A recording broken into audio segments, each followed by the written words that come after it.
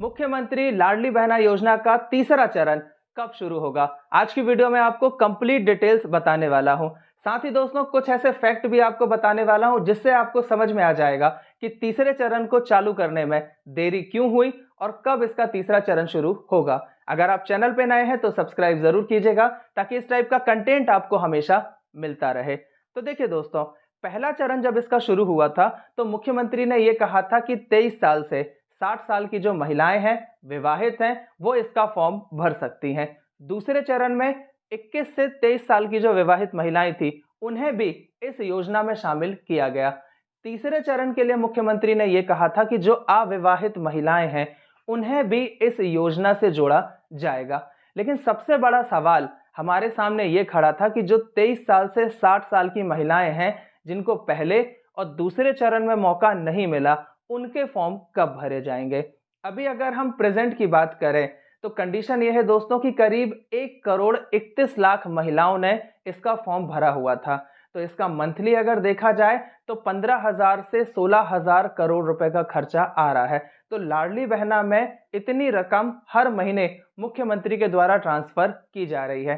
अगर तीसरे चरण को भी ओपन कर दिया जाता है तो ये आंकड़ा जो है वो दुगने से भी ज्यादा हो जाएगा और इतना पैसा चुनाव के पहले खर्च करना एक बहुत बड़ा रिस्क हो जाता है। मध्य प्रदेश में चुनाव की घोषणा हो चुकी है। 17 नवंबर को चुनाव होगा, उसके बाद रिजल्ट आएगा, नए मुख्यमंत्री शपथ लेंगे और उसके बाद अब यह फैसला लिया जाएगा कि तीसरा चरण शुरू होगा या नहीं होगा। और अगर तीसरा चरण शुरू होता है तो वो जनवरी के बाद ही शुरू होगा। यानी कि दोस्तों ये बात यहां पर क्लियर हो जाती है कि जनवरी 2024 में ही तीसरा चरण आ सकता है। लेकिन इसके लिए भी कुछ कंडीशंस हैं। पहली कंडीशन तो यह है कि अगर बीजेपी सरकार ही जीतती है तो वो तीसरा चरण लेके आएगी, क्योंकि अगर यहाँ पे कांग्रेस जीत जाती है तो वो अपनी नारी सम्मान योजना को शुरू करेंगी। उसका क्या कैसा सिस्टम होगा वो अभी पूरे तरीके से क्लियर नहीं है, वो सत्ता में आने के बाद ही कांग्रेस स्पष्ट रूप से बता पाएगी। अभी अगर हम बीजेपी पे ही फोकस करें तो जो आपका 15,000 करोड़ का खर्चा मंथली आ रहा है वो तीसरे चरण के बाद इससे दुगना या उससे भी ज्यादा हो सकता है, क्योंकि बहुत सारे लोग इसका फॉर्म भरेंगे। अभी चुनाव नजदीक है और आपको पता है कि मध्य प्रदेश में चुनाव की घोषणा हो चुकी है।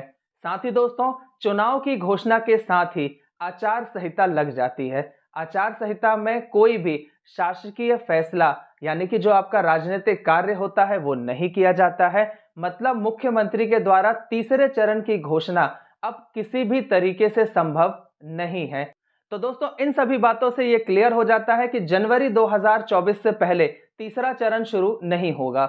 अगर आपके मन में भी कोई डाउट है या सवाल है तो आप नीचे कमेंट बॉक्स में कमेंट कर सकते हैं। मिलते हैं अगले वीडियो में, बने रहें आरडी टाइम के साथ। धन्यवाद।